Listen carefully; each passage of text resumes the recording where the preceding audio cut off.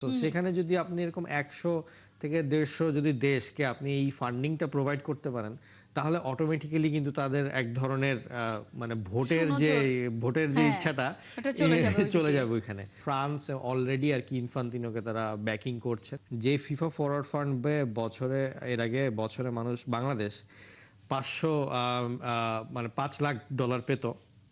সেটা এখন বাড়তে বাড়তে মানে এই ১২ বছর পরে 1.25 মিলিয়ন হয়ে গেছে।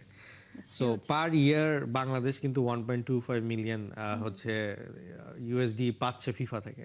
থার্ড যে পার্সন সেটা হচ্ছে ইনফান্তিনো নিজেই চাচ্ছে যে আবার এই চেয়ারে বসতে।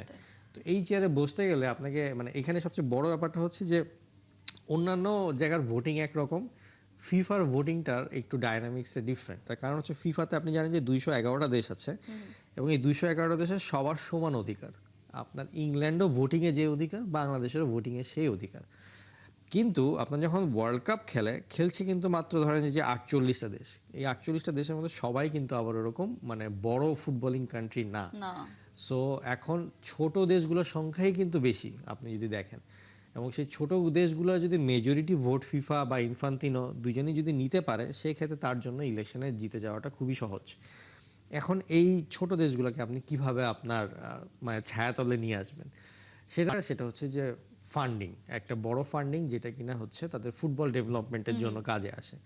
যেটার জন্য কিনা ইনফান্তিনো এই ফিফা ফরওয়ার্ড ফান্ড নামে একটা ফান্ড আছে, যেই ফান্ডটা সে সময়ের সাথে সাথে বছরের সাথে সাথে সেটাকে আরো বড় করেছে।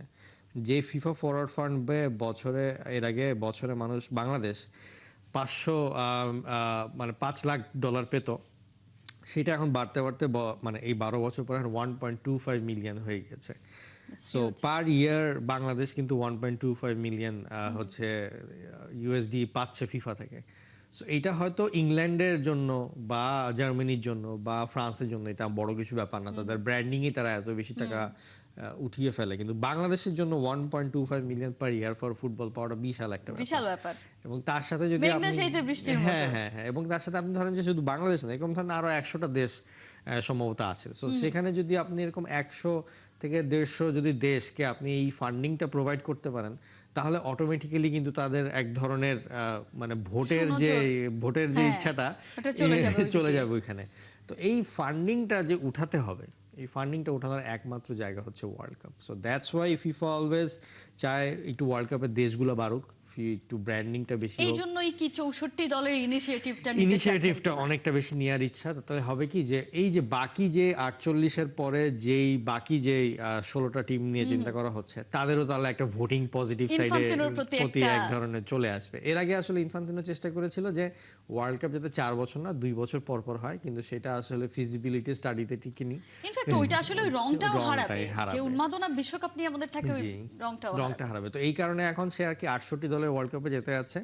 সো দ্যাট এই যেসব দেশগুলো এখন উঠবে, যে ধরেন উজবেকিস্তানের মতন দেশগুলো, এদের একটা পজিটিভ একটা ইম্প্যাক্ট থাকবে ফিফার প্রতি।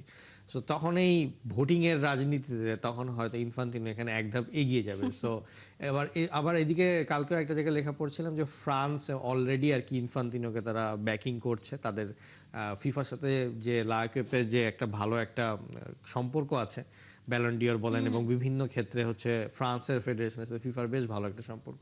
তো সেই সম্পর্কটা তারা মানে মানে বহমান রাখতে চাচ্ছে। সো দ্যাট আর কি এই কারণে ফ্রান্সও আর কি ইনফান্তিনোকে আর কি এখানে একটা ভালো একটা ভোটিং পজিটিভ সাইড একটা নোট দিচ্ছে। সো এরকমভাবে যে বড় দেশগুলো আস্তে আস্তে যদি ইনফান্তিনোর কাছে আসা শুরু করে, যে ইউএসএ অলরেডি আছে, মেক্সিকো আছে, তারপরে কানাডাও আছে, ফ্রান্সও চলে আসলো, এরকম ভাবে যদি আরো কিছু বড় দেশগুলোকে সে তার আন্ডারে নিয়ে আসতে পারে, তার জন্য আসলে ফিফার এই ভোটিং রাজনীতিতে আবার প্রেসিডেন্ট হওয়াটা সময়ের ব্যাপার।